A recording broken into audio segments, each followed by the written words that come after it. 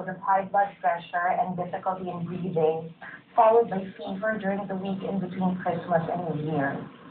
Since that time, we all became concerned because of her persistent cough, loss of appetite, and her noticeable weight loss.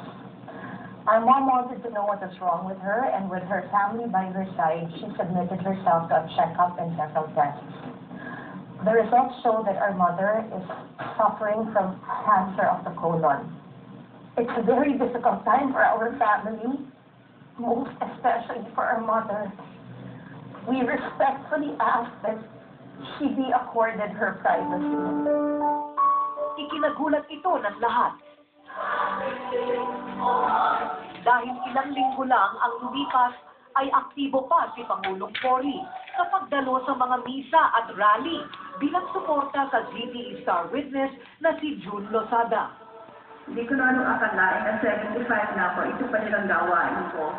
Kanya naman siguro habang buhay tayo, habang tayo ay mga Pilipino, huwag natin kalimutan, ito lamang ang ating bayan at ito ang ating utang sa ating minamahal na bayan.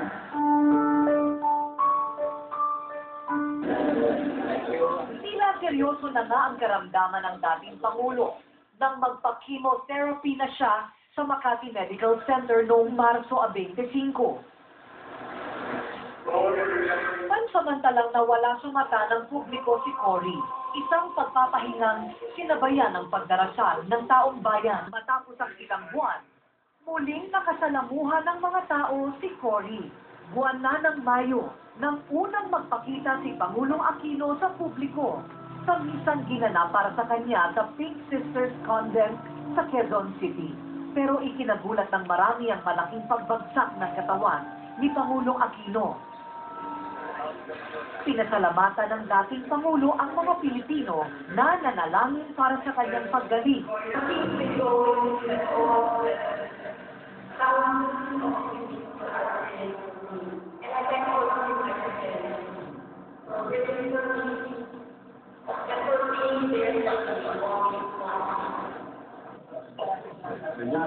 Mula Hunyo hanggang Agosto ng 2008, dumalo pa rin si Tita Cory sa ilang pagtitipon kasama si dating Pangulong Estrada at dating Malaysian Deputy Prime Minister Anwar Ibrahim. Nakiisa rin siya kay dating Pangulong Ramos na ituloy ang negosasyon sa pagitan ng pamahalaan at Moro Islamic Liberation Front para makamit ang kapayapaan sa Mindanao. At sa paglulunsad ng commemorative stamps para sa kanyang asawang si Ninoy, hinimok niya ang mga kabataan na maging simula ng pagbabago. It is possible that many of you do not bother to speak out because you might feel that your voice wouldn't be heard anyway.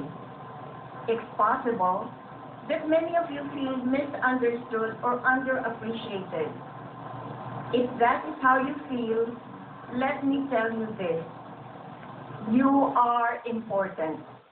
Ang mga ito ay pagpapatunay na sa mukha ng sariling karamdaman.